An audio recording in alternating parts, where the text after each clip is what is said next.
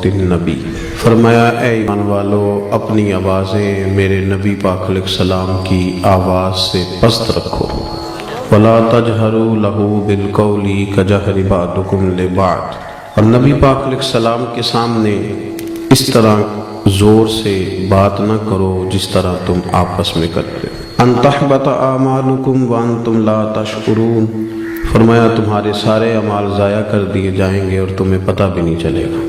دنیا میں کوئی ایسا ترازو تیار نہیں ہوا جس میں آواز کا وزن تولا جا سکے، اور کوئی ایسا پیمانہ نہیں جس سے آواز کا وزن ناپا جا سکے۔ یہ خاصا مشکل کام ہے۔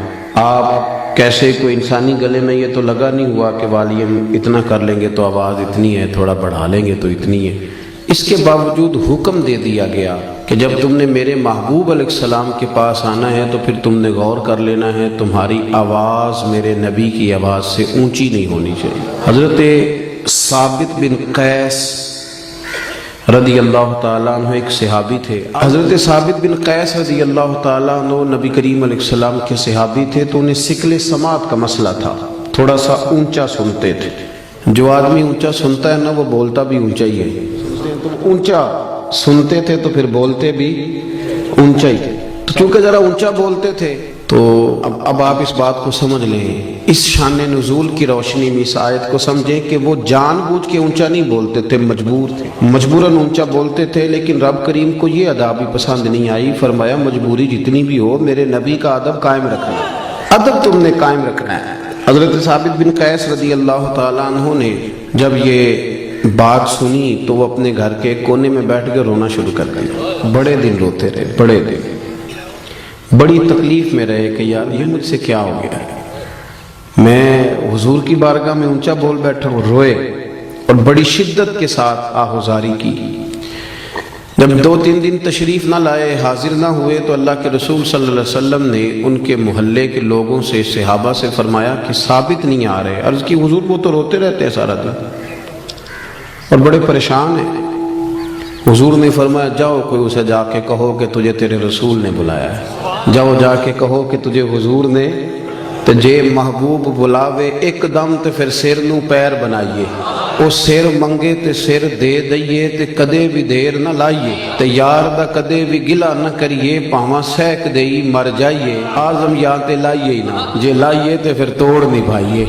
پیغام گیا سرکار کا تو دوڑے آئے اور آ کے حضور کے قدموں میں بیٹھ گئے، رو پڑے، کہنے لگے حضور میں جان بوجھ کے نہیں کرتا تھا، میں مجبور ہوں، میں تکلیف میں ہوں۔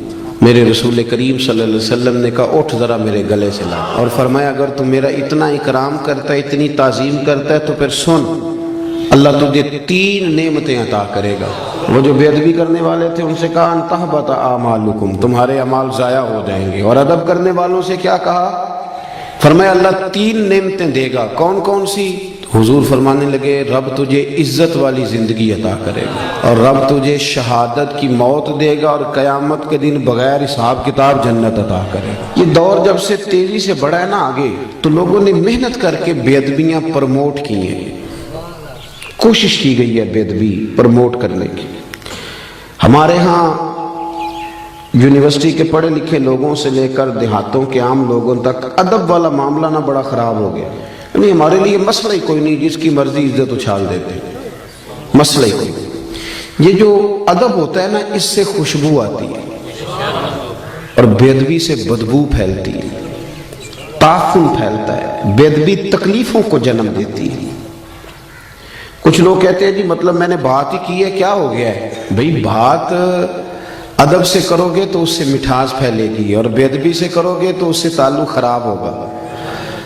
ہمیں نہ بات کرنے کا سلیقہ رہا، نہ ملنے کا سلیقہ رہا، نہ آنے جانے کا رویہ ٹھیک رہا، اس سے خرابی ہونے لگتی ہے۔ آپ دیکھیں نا، ماں باپ کو بندہ پیسے دے، لاکھوں میں خرچہ دے، کپڑے خرید کے دے، سارے کام ان کے کرے، لیکن کبھی مہینے میں ایک دفعہ بے ادبی بھی کر لے، وہ راضی رہیں گے؟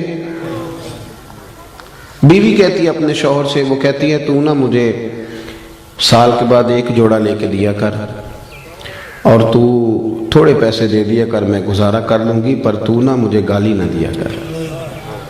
وہ جو تو نے کل بات کی تھی تو میں ساری رات سو نہیں سکی، تو نے اتنی سخت بات کر۔ تضحیک اور توہین جو ہوتی ہے یہ تکلیف دیتی ہے آدمی کو، اذیت پہنچتی ہے، اذیت۔ شوہر اپنی بیوی سے کہتا ہے کہ تو نا کپڑے نہ بھی دھوئے گی تو میں دھوبی سے دھلوا لوں گا، روٹی میں ہوٹل سے کھا لوں گا، پر میری ماں کی عزت کیا کر۔ جب تو ان کی توہین کرتی ہے تو میرا دل پھٹتا ہے، مجھے تکلیف ہوتی ہے۔ آپ اس بات کو سمجھ لیں کہ یہ جو بے ادبی ہوتی ہے نا، یہ بڑا نقصان کرتی ہے معاشرے۔ ہم تو جہاں بیٹھتے ہیں آپ یقین کریں بے ادبی ہے، توہین ہی توہین ہے۔ نہ عالم دیکھا، نہ صوفی دیکھا، نہ سفید داڑھی والا دیکھا، نہ کوئی اچھا آدمی، کیونکہ ہر چیز کے اندر ہمیں دنیا نظر آتی ہے، لالچ ہی لالچ رہ گیا ہے۔ ہر چیز میں ہم ہر چیز کو اسی رنگ سے دیکھتے ہیں، اسی اینک سے دیکھتے ہیں۔ یہ بڑا خوبصورت رشتہ ہوتا ہے میاں بیوی کا رشتہ، یہ وہ واحد رشتہ ہے جسے اللہ تعالیٰ نے اپنی نشانیوں میں سے نشانی قرار دیا ہے۔ ان میاں بیوی کے سبب سے اولاد آئے گی، ان کے بچے ہوں گے، یہ سارا اخلاص والا رشتہ تھا، پر اس میں بھی لالچ آ گیا۔ لڑکی والے دیکھتے ہیں کہ لڑکا کیا کماتا ہے، اوپر کی کمائی کتنی ہے معاذ اللہ، اور لڑکے والے بھی پوچھتے ہیں لڑکی کیا لے کے آئے گی۔ تو جب یہاں بھی لالچ آئے گا، مادیت آئے گی، تو حسن ضائع ہوگا، اخلاص ضائع ہوگا۔ پھر جب وہ ڈیمانڈ پوری نہیں ہوگی پھر توہین ہوگی۔ کبھی بھی بے ادبی نہ کریں کسی جگہ بیٹھ کے۔ حدیث پاک سنیں، بخاری مسلم میں مشکات میں موجود ہے، حضرت ابو ہریرہ راوی ہیں، نبی کریم صلی اللہ علیہ وسلم نے فرمایا جس نے 3 لوگوں کی عزت کی، بہت بڑے جملے حدیث کے، بہت بڑے، ذرا غور کرنا۔ حضور فرماتے ہیں جس نے 3 لوگوں کی عزت کی، سمجھے میں نے اپنے رب کی عزت کی۔ اللہ کرے آپ کو سمجھ آئے۔ دیکھیں حضور نے کتنی بڑی بات کر دی، فرمایا جس نے ان 3 کی عزت کی، سمجھے میں نے اپنے رب کی عزت کی۔ وہ 3 لوگ کون ہیں؟ تو حضور نے فرمایا جس نے سفید داڑھی والے مسلمان کی عزت کی، عالم نہیں، مفتی نہیں، صوفی نہیں، درویش نہیں، خالی مسلمان ہو، داڑھی سفید ہو۔ فرمایا جس نے سفید داڑھی والے مومن کی عزت کی، جس نے عدل کرنے والے بادشاہ کی عزت کی، اور حضور فرماتے ہیں جس نے قرآن پاک کے عالم کی عزت کی، وہ سمجھے میں نے اپنے رب کا احترام کیا ہے۔ لیکن